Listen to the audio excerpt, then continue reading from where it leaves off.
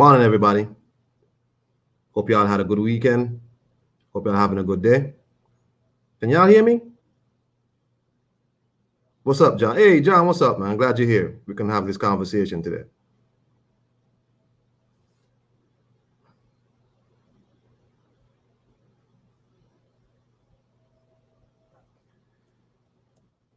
Hit the link, John. Hit the link.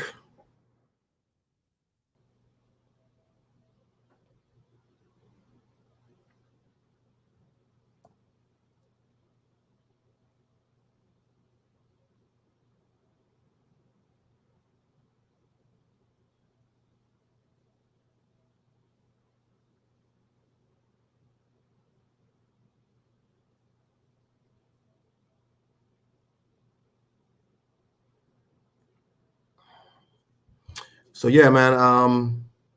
Over the weekend we had quite a few things happening.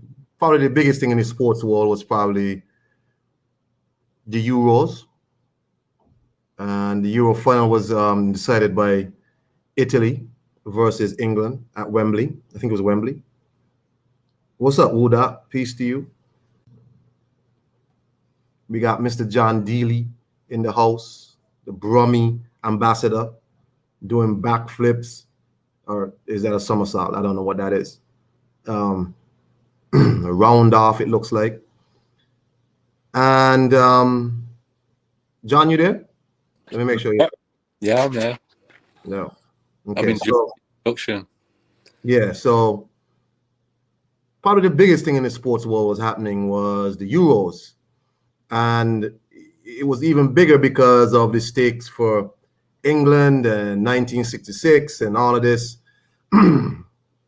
And the game went down to 1-1, extra time, penalties. And in the penalties, England lost. It's not that just England lost. I guess it's more so to do with who missed the penalties. And immediately after Marcus Rashford, Jadon Sancho, and Bukayo Saka, all three black men missed the penalties. And immediately, as soon as they missed the penalty, I remember tweeting, these young men should switch off their social media and stay away from certain places at the moment. It's going to get ugly. Didn't take long for it to get ugly. Didn't take long at all. And everything that you could think about happened. And from what I saw, it wasn't even after the game. It was before the game. People were storming the ticket booths and all sorts of crazy stuff. But after that, after the game was lost, these young men were subjected to what I expected pretty much. A lot of racist abuse, a lot of verbal violence, which is why I said to them, as soon as you can, turn off your social media. It's not going to go good for you. Marcus Rashford was already in the crosshairs of these people because he was speaking up about racial inequality. This is an English team that got booed by its own fans for taking the knee for Black lives. You had MPs, I think in England, agreeing that people should boo. You had MPs saying they will not watch the games if they continue to take a knee. And the end result was what happened to these three young men. It's not surprising to me at all. I choose to see the world for what it is. And what happened here was just the end result of somebody's in the backstage. That you, Black? It is not a troll. It is I, sir. Oh, okay. Just checking. Let me finish up here. No doubt. And what ended up happening was that these young men are still being subjected to some awful racism. And it's terrible. John, as our England correspondent, what's your opinion? Well, I try and shut myself off from as much of this as possible. So, because of my job and what I do, the main social media I have to use is LinkedIn. Now, one of the most surprising things to me, because LinkedIn is a professional forum where you have people representing themselves from a professional standpoint, was how much people have been going in on people on the English team taking the knee on that forum and actually trying to intellectualize it as if it was something other than racism. So here, one of the guys I follow on LinkedIn is a chap called Lord Woolley. He's in the House of Lords for racial inequality. That's his role, and he is a black gentleman. So he's put out some posts about how he felt it was positive that he saw the whole team taking the knee. It was a good thing. I commented on that, and I was shocked at the negativity that followed. People, middle class, white males, trying to compare taking the knee to the Nazi salute. It's ridiculous. So I haven't really been exposed to the worst, because even though I thought it was a bit shocking that people on that forum would do that type of racism, people are a lot freer on other platforms than they are on LinkedIn. I'm surprised that LinkedIn would have that, especially as you said, it is a platform for business professionals to link up, exchange ideas, get jobs, whatever, seek new opportunities on LinkedIn. I used to have a LinkedIn profile at one time, and Black's gone, and that's surprising that on LinkedIn. So it means then, even in the business world, it's quite in the open about how people actually feel about Black people.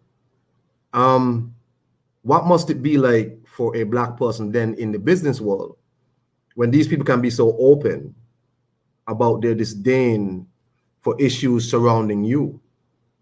Now, again, if you're just joining us, we're talking about the response of the English fans to their loss on Sunday against Italy for the Euro 2021 Cup. And 3 Black men, young men, missed their penalties. The game was lost, and they've been subjected to a lot of racist abuse. Black, did you follow up at all with this whole scenario? No, I was just listening to you about it though. Yeah, You said because they missed the penalty shot, now they're getting a lot of heat. Yeah, again, not heat, bro. Just straight up calling them monkeys and niggers and all types of this and that. But I see somebody like Boris Johnson and Priti Patel, who's the prime minister. I think Priti is foreign minister or something. What is she, John? So we'll check what she's at the moment, but the best term is a disgrace. 1 minute. A disgrace. So these people are government officials, and in my opinion, have been gaslighting these types of individuals. He's the Home Secretary, which that means she's responsible for the police in the UK, right? And right. all the here, as well as other domestic matters like immigration and stuff like that. Right. So she was front and center in the whole Windrush situation. I remember her. I was quite shocked with like her responses because she's of East Indian descent. But anyway. I think she's just from India. Patel's a pretty Hindu name. Right. Right. So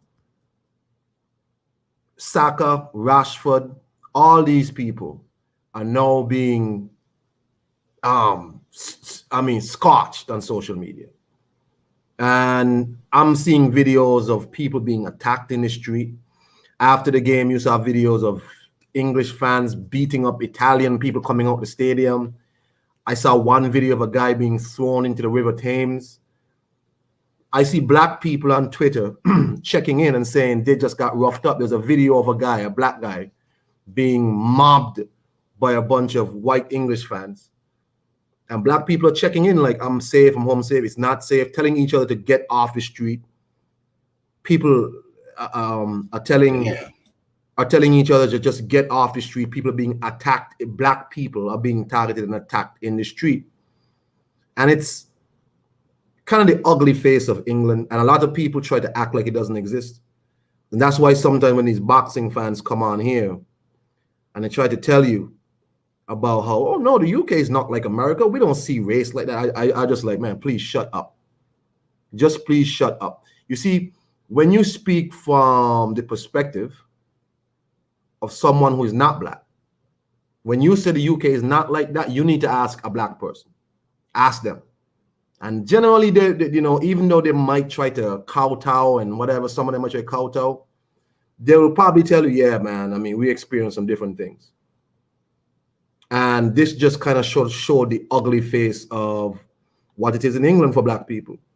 I mean, if anybody's surprised, you can't be surprised. If you follow soccer at all, you see somebody like Mario Balotelli, because no Italian is gonna tell me and try and act like they're better than no English fan, because I saw how you treated Mario Balotelli. I saw how you made that man cry on the pitch and walk off the pitch when he was representing Italy. So the Italians can't claim no moral superiority over English fans, because I've seen how you treat your black people. I've seen it. So what these young men are getting makes me, go ahead. There are some differences, so between the UK and America. So officially, the Premier League and all the people that run the FA officially support the taking the knee. They have also been trying to remove racism from football for a very long time. So it isn't that there isn't a problem with racism in the UK and within football, because there is. But I can't remember which football player it was. We've spoke about this before, where arrests were actually made because the police found out the source of racist Twitter abuse in the UK against soccer players. So it's just different. Racism is a problem here, but it manifests itself differently, and the authorities treat it in a British way. I mean, that's the best way to describe it. Not the correct way, not the best way. It's just how the British deal with things. So I think with Priti Patel and this particular Tory administration, they've added flames to this situation. They've stoked. John, you there? A quick call and it disappeared. Can you hear me? I can hear you now. Yeah. So it's just different. You know, we're not America, we're not Italy, we're not other places. We're just a different country. We have problems with racism. I think there are efforts to tackle them, but it's nowhere near where it needs to be. And then we've also got the Home Secretary should be responsible for racism in this country. And she's a person that's actually entrenched and made things worse throughout this whole tournament. So it's just complex, is the best way to describe it. But racism is a problem. I mean, that's the simplest way to describe it. And some of the worst scenes of football hooliganism, which has always been associated with racism here, have happened yesterday just because we lost a really close final. I mean, at the end of the day, if you're just looking at it from a point of view of being a fan of football, it was actually a good performance. But you get a lot of people that go to these events drinking ridiculous amounts of alcohol. It's why drinking alcohol in the stands got banned here, because people go too far. And then all their ugly side comes out and the misbehaviour happens. And football hooliganism's been under control to an extent for a long time, but it hasn't gone away. Someone shared, before I get to Mark, someone shared a stat on Twitter, and the stat was talking about how cases of domestic violence go up when England loses soccer matches, and I thought that wasn't real. So I asked the person, "What were you?" And they said, "Here are the stats. When England loses matches, women have to be worried because there's quite a spike, and that's crazy. So you lose a soccer match, and you go home to bang off your wife. Hold on, man. Matt, what's up, man? This is my Irish correspondent. He gonna give us his take on the whole situation. Matt, Unrivaled Boxing Talk. How are you, sir? I'm great, man. Can you hear me okay? Just let me know if there's too much I can noise. hear you great, boss. I can hear you great, boss. Okay, so first of all, the English team specifically, every single player, I would just like to congratulate them for being England's second most successful team of all time. That's something that keeps getting missed by these English fans. This is England's second most successful team of all time. They've made it to a final. They're the only ones other than the World Cup winning team, and they were at a World Cup semi-final, and they came third in the Nations League. Secondly, it's ridiculous. It's absolutely ridiculous. The abuse Saka received, he's received more than anybody else. But Jadon Sancho and Marcus Rashford, they're Man United players, you know? So at least the Man United fans aren't really getting on them as much. But Saka, the youngest of the three, the least experience, is getting the most amount of attacks. I looked at the boy's face. He never should have been in that position to even take it. I blame the manager. First of all, he should have known what he was doing. And in all honesty, I've kind of felt like they were kind of set up. If they score the goals, they'll be labeled heroes for a few days. But if they miss, surely they knew that. Surely. The second I saw what was going on, I knew what was about to take place. I knew. And it depressed me from my core. The second I seen, I was sitting with my partner, I even said, if they miss this, they're going to get lambasted by the English public. They're going to get lambasted, and it's going to be bad. And there's going to be attacks and assaults all night. And the fact that I knew that was going to happen shouldn't be a reality. That I knew that could be a possibility. It's distinctly horrendous. And people are like, oh, there's no racial oppression or whatever in England. That's complete bullshit. That's complete bullshit. Always has been. Always has been. England is a place that's been killing off other fucking countries, nationalities, and races for fucking over 1,000 years. That stuff doesn't just go away. They think they're better and superior to so many people. I'm not trying to be funny or nothing, but Saka, Sterling, they were two of England's best players in this whole tournament. They represented that nation far better than most players. I thought Raheem Sterling was the player of the tournament. And I could already see when he gave away possession of the ball what the media were trying to do on commentary. They were saying, oh, Sterling's not passing, Sterling's not doing this. Sterling got tackled. Sterling had more accuracy of percentage of passes than both Harry Kane did and even Jack Grealish in only 20 minutes. So I don't know, man. It's pathetic. It's disgusting, and it's stereotypical. Very stereotypical of these English fans. That's what I'll call them, English fans.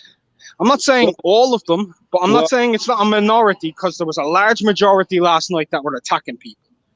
So it's such a mixed bag of things. So you've got the fans in the stadium who tend to be the worst of this sort of element. And then by me, in my local area, in pubs where people were watching the game, there were large groups of black fans watching and supporting England and not being bothered by it, by anybody, just being accepted as England supporters. So you've got the worst kind of element, the sort of people that you're talking about, Iron Kong, when you talk about domestic abuse going up when teams lose. And it isn't just when England teams lose, it's probably when their own football teams lose as well. You've got the worst type of person who actually go to the game. So I know what they're like because I had a season ticket at Aston Villa for 10 years. So I've been around, I've been to lots of England games as well. So you get such a, they are, unfortunately, in the minority now, but they're really the most loud and vocal minority. And I think they feel threatened as well. I think the Black Lives Matter campaigns that went on last year has actually hardened them and hardened their values. So it's just a problem. So as example, where I live, I don't know if you've heard of the EDL, English Defence League. Yes, sir. Yes. Yeah, Yes. okay. Tommy Robinson and co. Yes. Right. Okay. So they did a march in Birmingham, one of the most ethnically diverse cities in the country, and it was just a big riot because large groups of young people from diverse ethnic backgrounds came out to fight them. I mean, that's what happened here. So they came here specifically because they knew it would create trouble. But they are all old, angry football hooligans who can't really function as football hooligans like they used to. So they are the sort of people that want to be part of a gang, that want to arrange situations where they can have fights, and they're very tribalistic, and they now base it all on race instead of opposing football teams. But when they were in as football hooligans, they were pretty racist as well. Well, my question to you is, and to Mark also. Mark, sorry, let me. Mark, you are not from Northern Ireland, correct? No, I'm from the Republic of Ireland. Right. I'm from the Republic. Okay, just checking. So you have a situation where we're talking about the hooliganism in the stands, but clearly this thing goes, as John, you just it's in the business world. People are posting on LinkedIn posts and attacking people and trying to intellectualize this sort of stuff. And you have a situation where a government has sort of given, do I say, a green light to these types of people? How does this make a black player or a black kid feel that he's not protected in the business world, he's not protected by his government, and damn sure he goes on that field, he's not protected from the fans? Because it's not going away.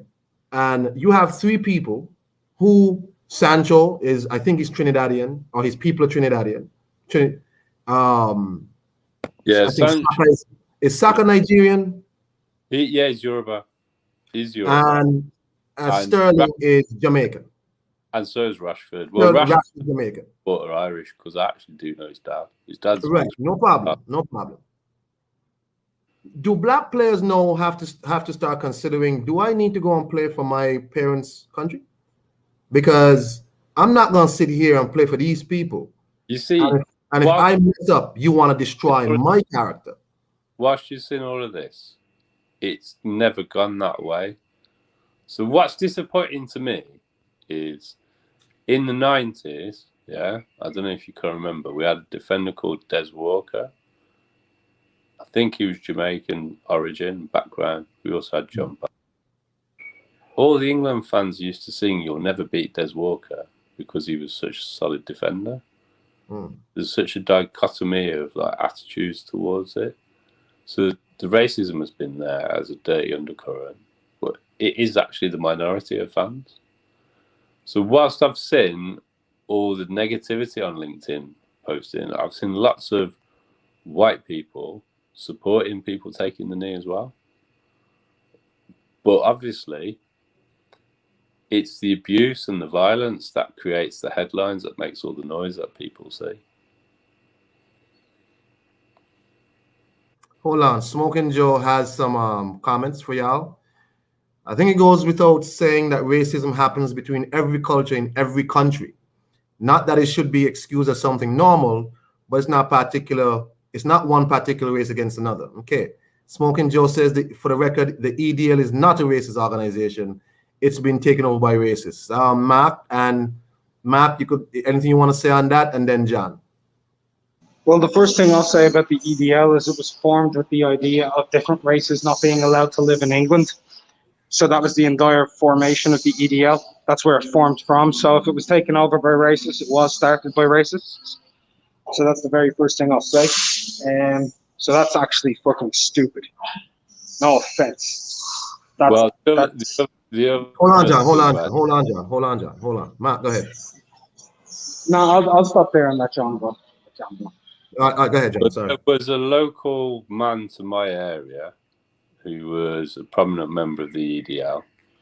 He was a former football hooligan, and the reason he got kicked out of the EDL is because he got charged with paedophile offences. So anybody that wants to have any form of association with that organisation and try and make out that they're anything other than a bunch of racist football hooligans who are unhappy that they can't fight at football matches as easily as they used to in the 80s, are deluded. It's a racist organisation, plain and simple. I don't know quite. In terms of him saying it happens in every culture, in every country, I think me and John had this discussion already. When we have any events here, when we had the World Cup cricket, I don't remember hearing any player from these white countries say they were subjected to any racist abuse. None. When they came here to the West Indies for the World Cup cricket years ago, I don't remember any white player ever saying they've been subjected to any racist abuse at any point in time. But I do remember the West Indies players saying when they went to Australia and these other countries, they get called nigger from the stands and all of that. So, just be, I keep telling you, speak to a black person first. I mean, sometimes we have a different outlook on it. I mean, can I comment on that one little thing real quick? Sure, go ahead. I lived in England and got attacked for being Irish.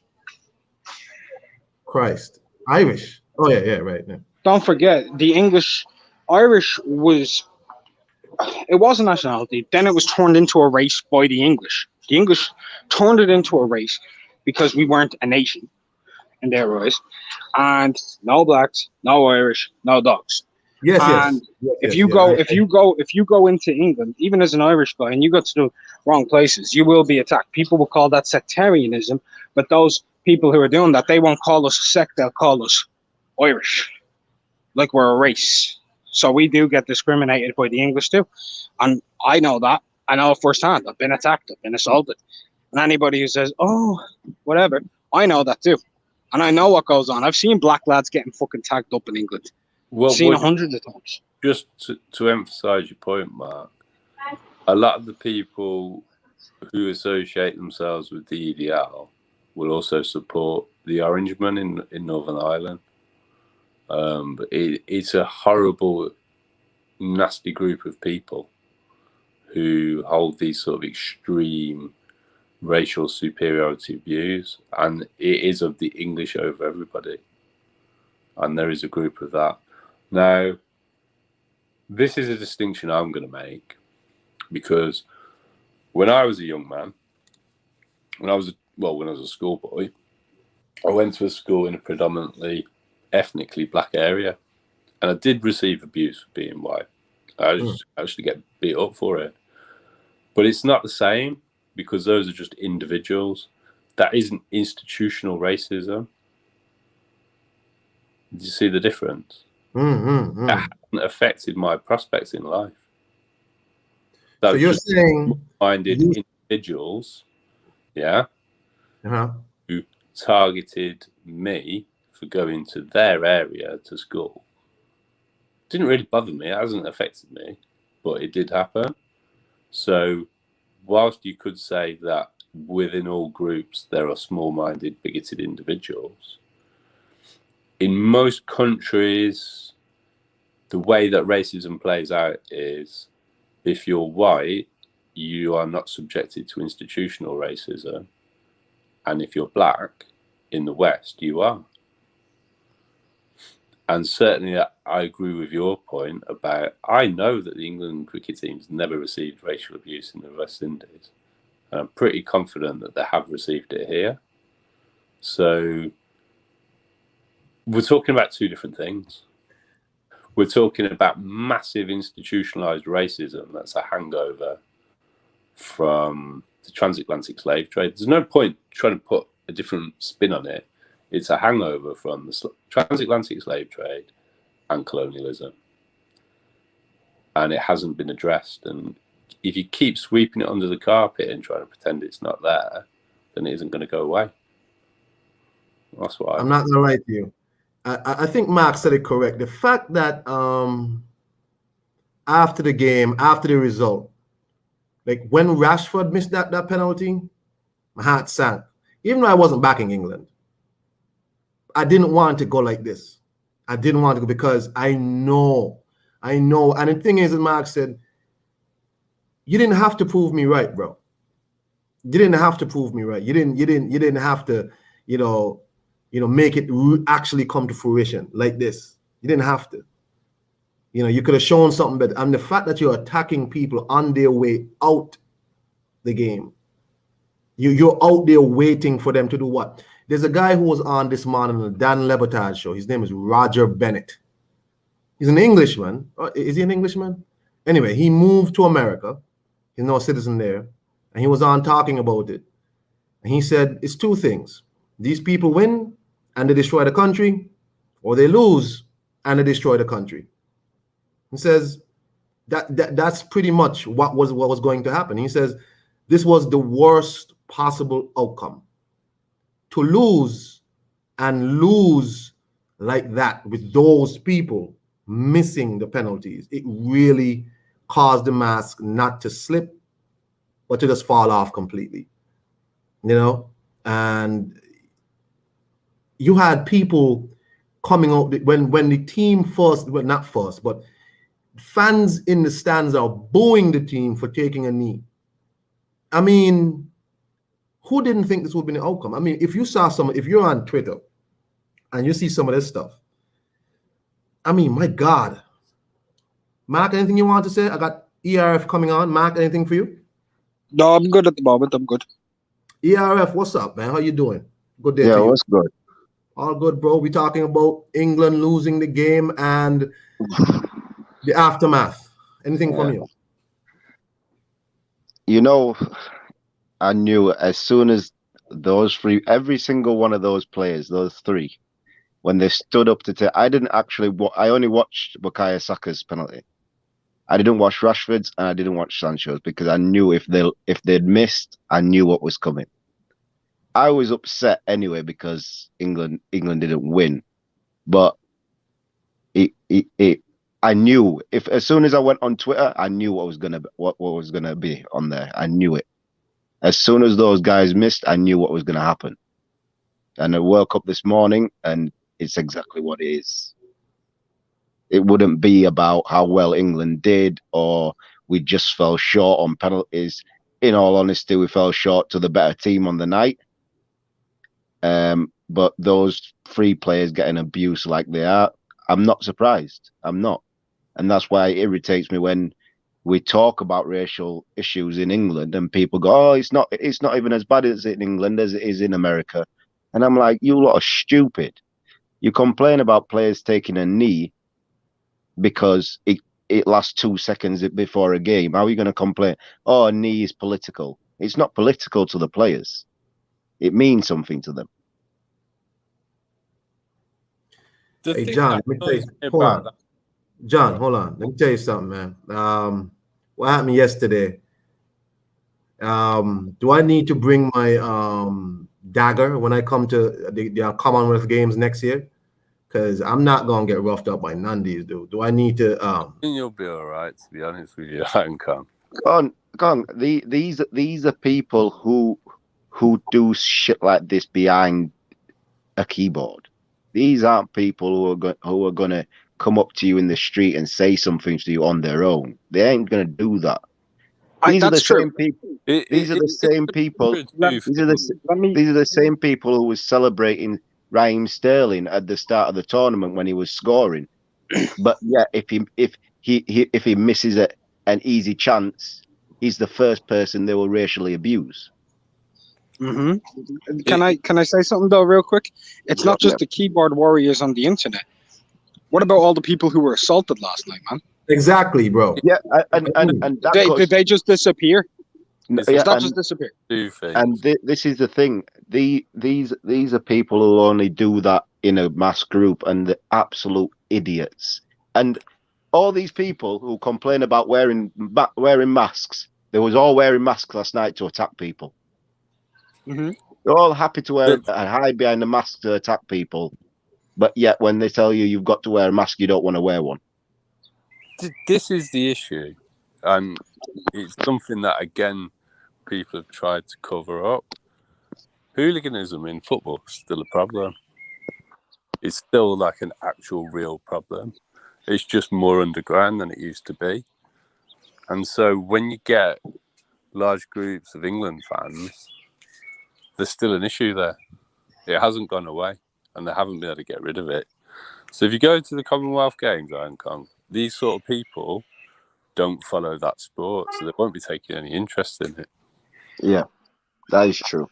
This is a lot of it is more specific to football and the type of people that follow football, because the type of people that follow football are more likely to be the sort of people that subscribe to the ideas of the EDL. And I don't know what Smoking Joe's going on about, because it's just a straight racist organisation there to stir up racial tensions so that they can fight. They're just a group of football hooligans who can't fight at football matches like they used to. So they're trying to find an alternative forum. That's what they are. Can I say something? John, can I say something to you real quick? That word needs to be gone, because it kind of isn't like the word hooligan. I've been saying that for years. I stopped saying that a long time ago. They're not hooligans. If you think they're hooligans, they're just ruffians. They're just ruffians, bro. They're criminals, is what they are. Every one of those acts last night was a criminal act. It's not a fucking behavior of being rough.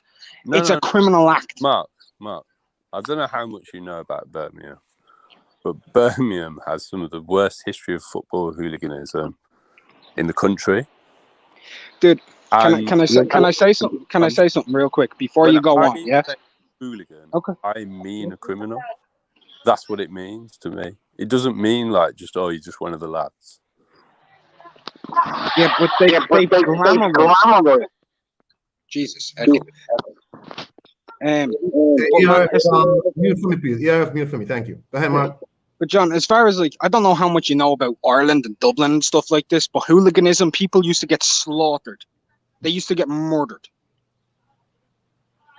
That word was fucking made. That word was changed to criminal. It stopped being the word hooligan. In England, y'all could use it, hooligan. Why don't you just brand them for what they are, as criminals? Let me ask a question to y'all. I'm gonna play a video here. I was playing it just now.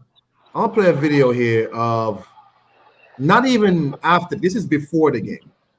This is before the game. I'm gonna ask y'all to tell me if the response, if this is before the game, where people are now storming the gates, should the officials then have said, look, this is going to be a problem, can we get more people on hand to deal with the aftermath? This is before the game, by the way, so you already know what time it was. Y'all hearing me? Yeah, we're listening. Yeah, listening. Do you think if we're seeing this before the game, do you think the officials there, and these are not cops, but these are just little security stewards, who are trying their best to keep this mob in check? And there's multiple of these videos because they also broke through turnstiles and whatnot. Do you think they should have done better, knowing that this was before, to have more actual police presence on the ground to deal with the aftermath, win or lose? 100%, because this happened with Man United and Liverpool when the game got called up. Like, they should know this all eyes was on this event in this country. They shouldn't be stewards doing that job. It should be police officers, the horses. It should be their job to control the crowd. I don't actually understand how there can be a lack of policing like that. I don't see how they can let that happen. They already slipped up once this year. This year, not a few months ago, with Man United and Liverpool, when there was a lack of policing without people in the grounds. This is the biggest event in the country. England are in the final. How is there not police presence outside the stadium? Why is it left to stewards, who their job is only really to keep things calm inside the stadium, make sure people are seated properly and stuff like that? There's no police there. Why is there no police there? Holy fuck! Look at this. I'm absolutely gobsmacked. We've got an idiot Shocked. like Priti Patel talking about how she doesn't approve of them taking the knee, and yet she's unable to police an event like this. I mean, because I know Mark's very insistent to not use the term football hooligan, but what a football hooligan means is somebody who commits crimes at football matches, as far as I'm concerned. And you have normally a very heavy police presence at all football matches in the UK because it's still a problem. It's a problem that hasn't gone away. This here, when you're talking about Priti Patel, whatever she's called, saying that they talk about taking the knee being political.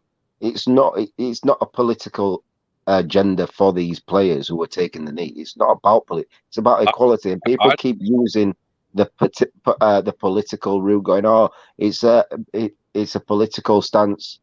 But no, Eric, that's just them trying to intellectualize their racism, isn't it?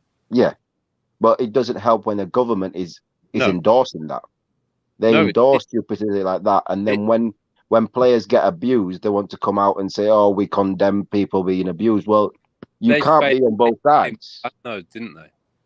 Sorry, they fanned the flame. They fanned the flame by disapproving of the knee. Exactly. They're the ones that did all this Brexit and brought more racial tension into the country anyway. And then they failed to police the event properly.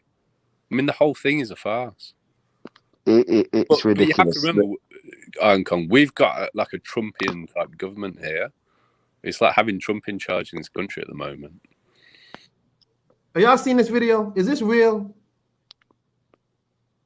Yeah, right. Supposedly. In Birmingham, we don't have mounted police because a Birmingham City football hooligan killed a police horse with a bayonet. Kong. Like, football hooliganism here used to be pitch battles in the street constantly. Like, when this is what I'm trying to explain to Mark. Like, the levels of football hooliganism we used to have in Birmingham is outrageous, and it really hasn't calmed down that much still. Mate, I get what you're trying to explain and stuff, but like saying that to me when people were set on fire after games, just as far back as 2005, between Shamrock and Bohemians, man. Like I'm gonna be honest. I'm gonna be honest. Football hooliganism in the UK, yeah, some of them are aggressive and shit. They're soft in comparison to most of the football hooliganism in the rest of the fucking continent, man. They're soft.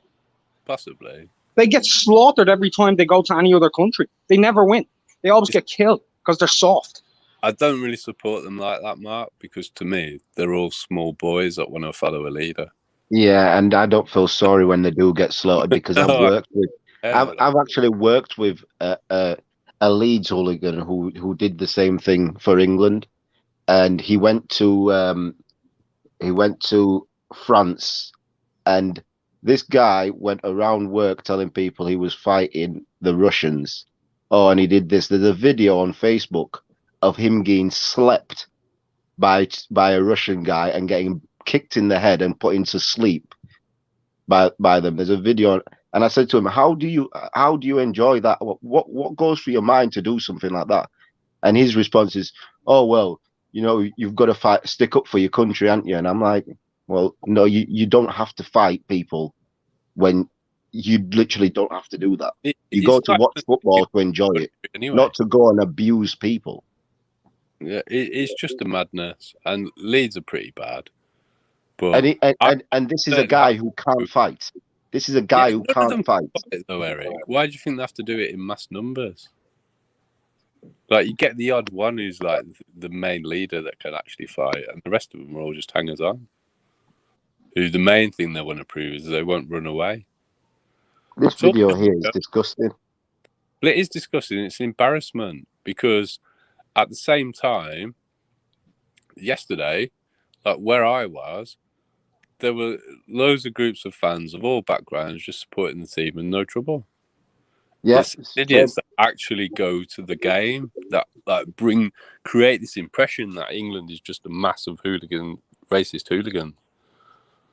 When it's a problem, but it's not the whole country. But you're right.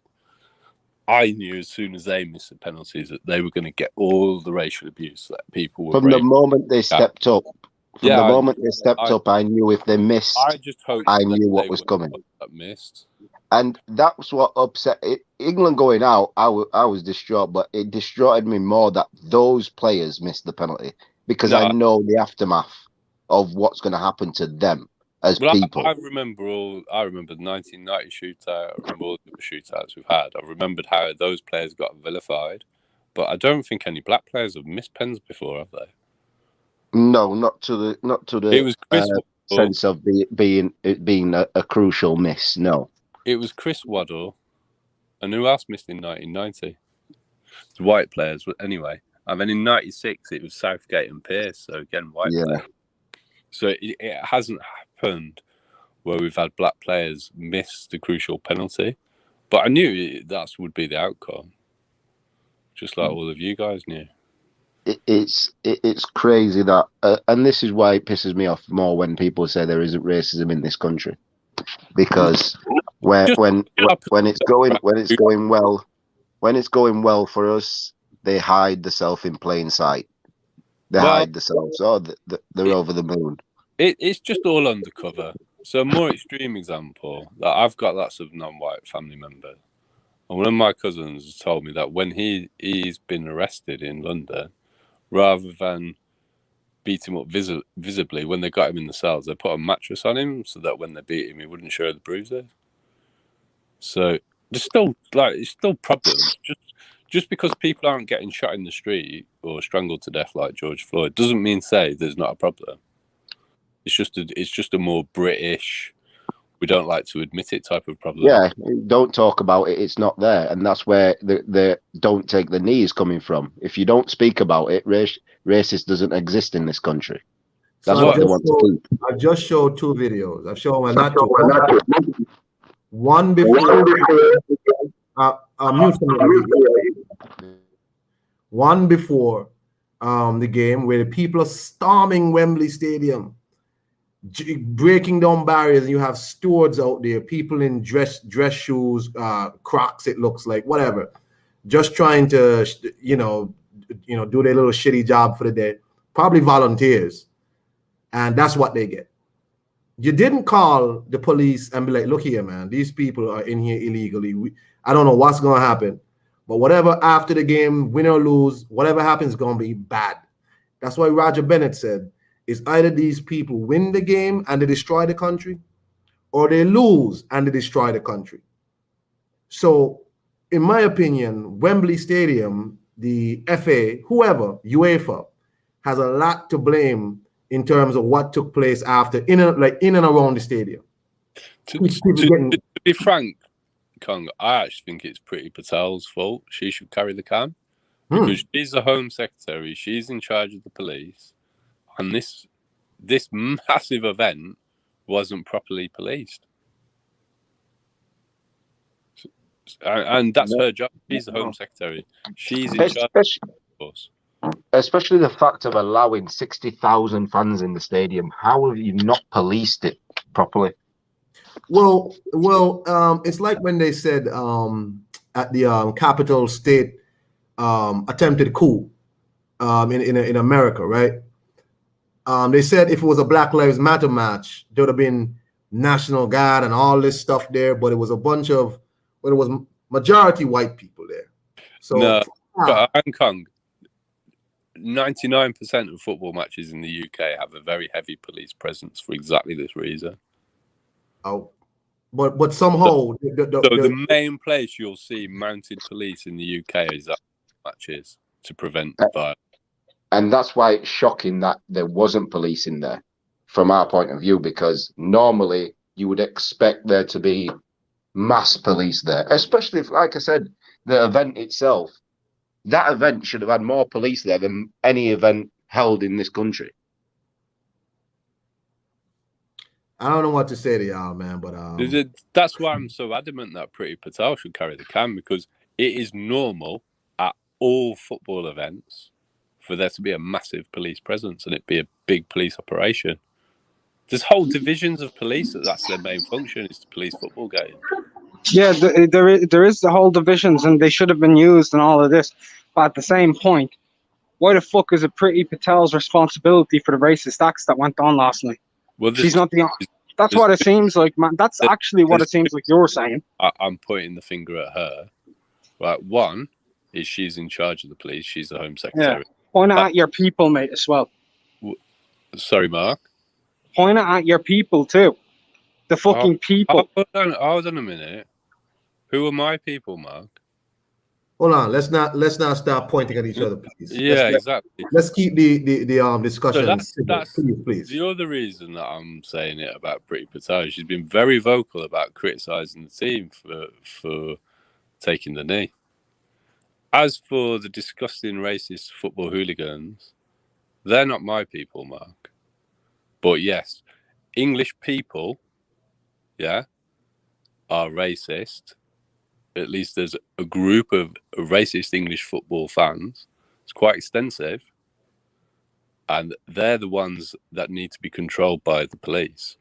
They're the ones doing this. We wouldn't need the police if there weren't large numbers of racist English football fans. Huh?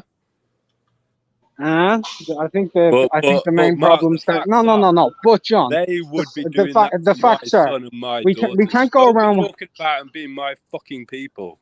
Hold on. Let's not do that. Let's not. So it's okay to hypocrisize, right? It's okay to hypocrisize when it suits. Obvious deflection because you're embarrassed. So you want to point it at Priti Patel, right? Now, whether it's your people or not, is she your people? You can decide if she is or she isn't, right? You can decide that, quite frankly. But she didn't do what you wanted her to do. So based on the categorizing of her behavior, she wouldn't be your people just as much as them. It's everybody who's at fault. Every single person who was responsible for that. Pointing the finger at one solitary person as though they're responsible for everything else that went down. Yeah, even if there was police there, what would we have seen? We still would have seen racist attacks. Even if there was way more police, we still would have seen them, and we would have seen more police getting brutalized as well. We would have seen a lot of shit. It wouldn't have changed anything. The problem started from the ground, not from the top. I think the issue. I think there's lots of problems. She's a problem too. Hold on, Matt.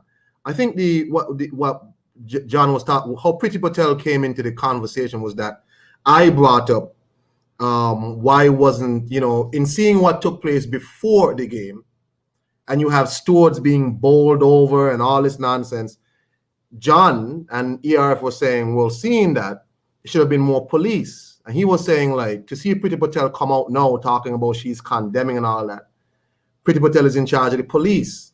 So he's saying he places blame on her for not having the police on the ground as normal. That's all he was saying. Yeah, I think John was going at it about the policing rather than the racism. John was talking about Priti Patel about the policing, and it's her job to get the police in place for those events. That's what he was talking about. I don't think it was. That's awesome. What was the problem last night? Was it the policing or was it the racism? Which was the problem? Both was a problem. Both. So what he's saying was that he was answering me when I said, well, if you saw this before, because I found it weird, like, why you have stewards on the ground? Where are the actual police? Like, even before, like, where are the police? And he was saying, like, even before he's sorry after Priti Patel to come out and saying she condemns this and the attacks and the violence and whatnot. He's saying like, well, you're the Home Secretary, you're in charge of the police, and now we see videos that there were no police on hand. It looked like, and I think ERF and John was saying normally soccer games in America was in fact, in the UK are in fact heavily policed, but not this one for some reason. So he's saying, well, I have to blame you. Yeah, I understand. I understand. Where you're coming from, Mark, yeah, it is the people to blame. When it comes to racism, that's not the police's fault.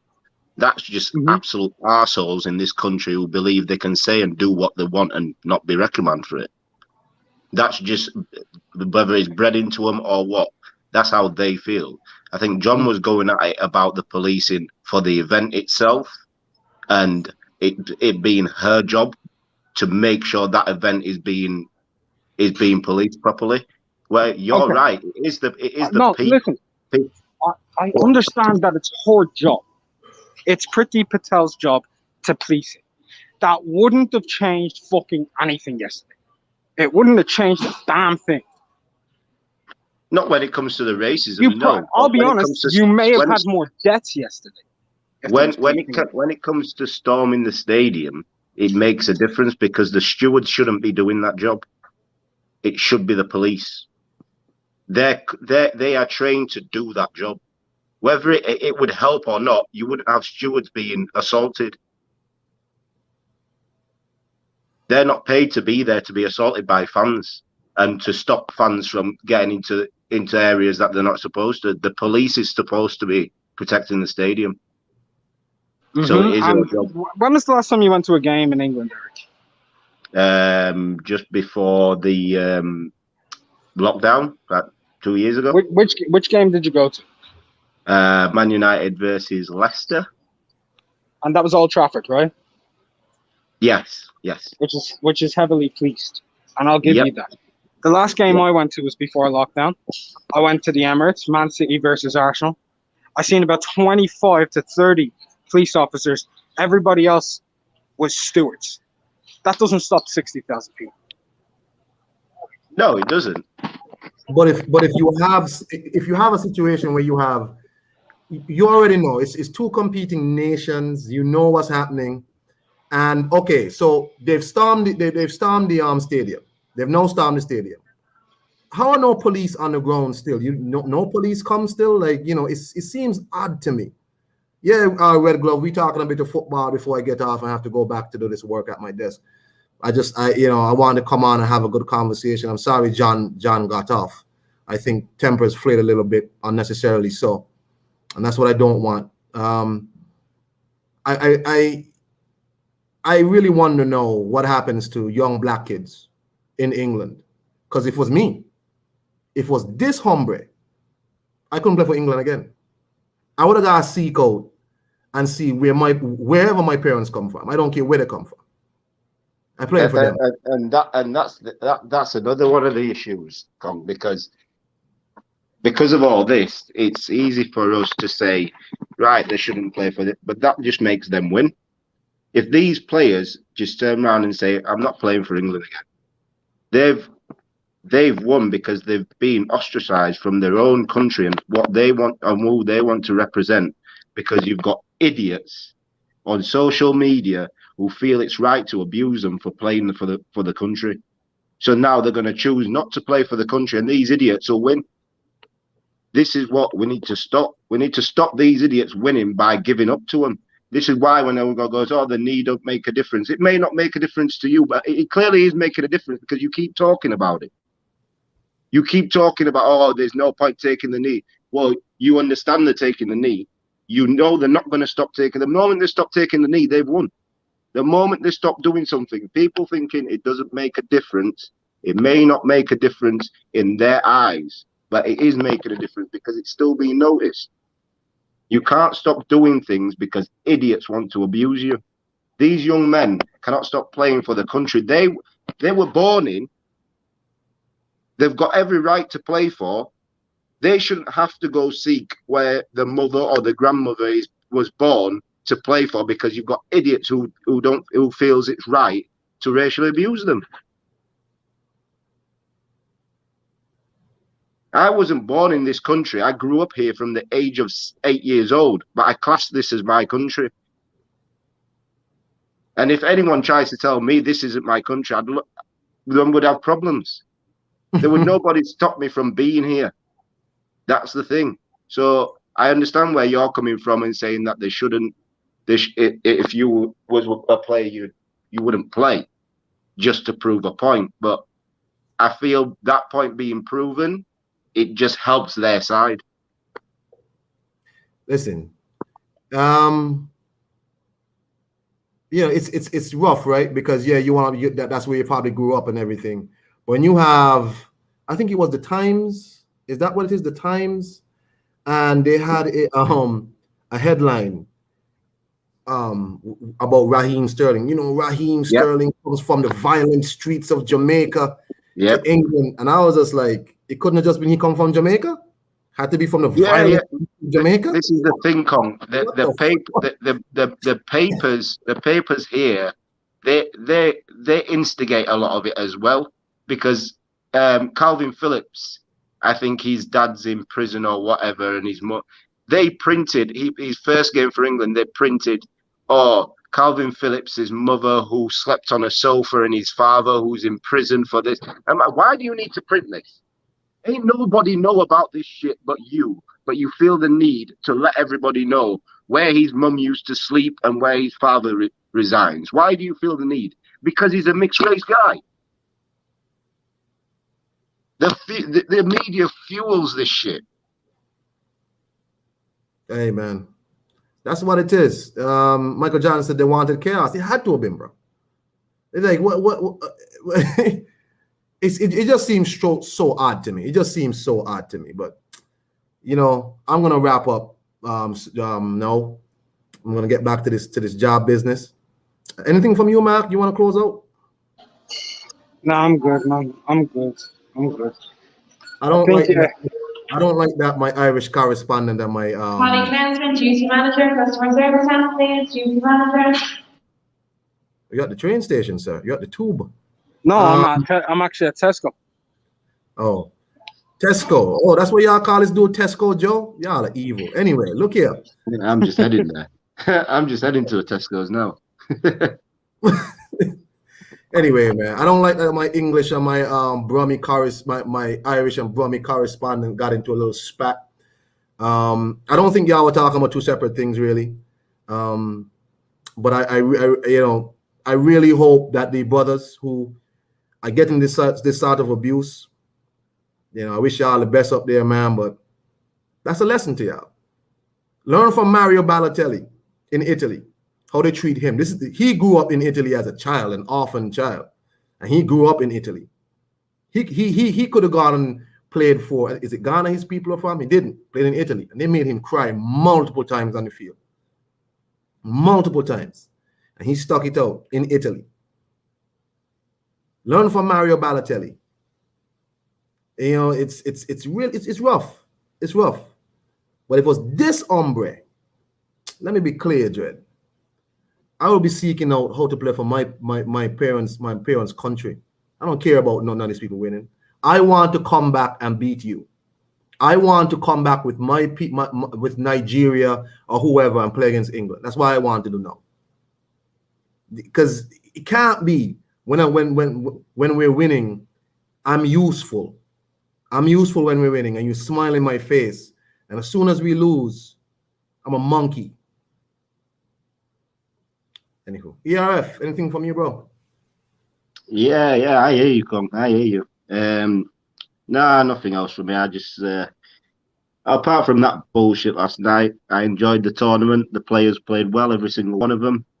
It's unfortunate, couldn't win it. It's unfortunate what's happened after it, the aftermath. But then again, that's England. Most places, people don't think England are like this.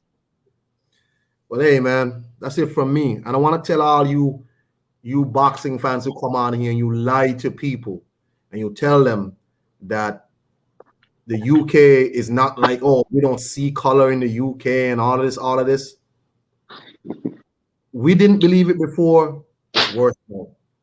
Stop. Admit the situation.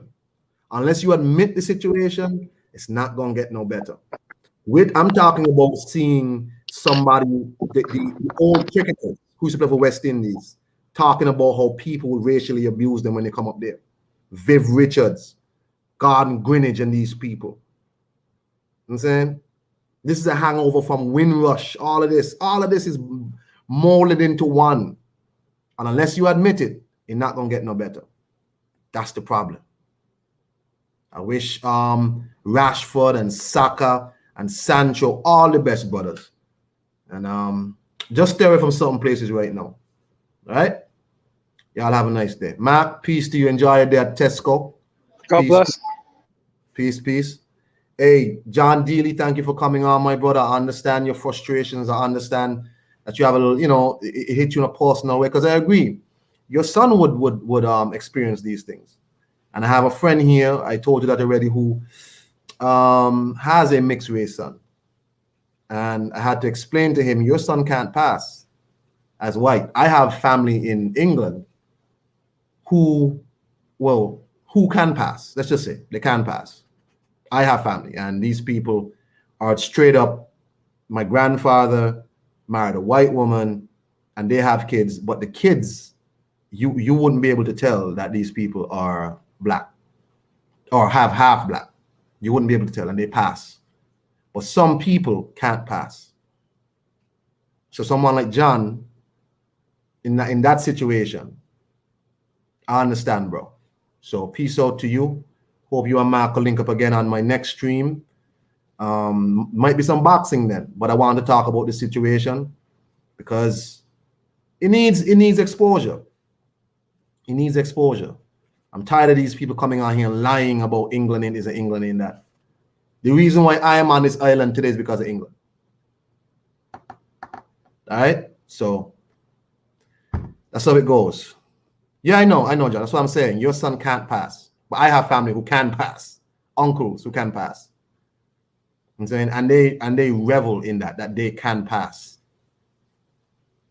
So peace out to you, Brother John. Tahaka Taseti says, in some ways, it's worse than America. Amen. Listen to some of these people, you wouldn't be able to know. All right? But peace out to y'all. Y'all have a nice day. I could be native to the Americas. I'm not. My paternal lineage comes from Angola and Gabon. So I'm not.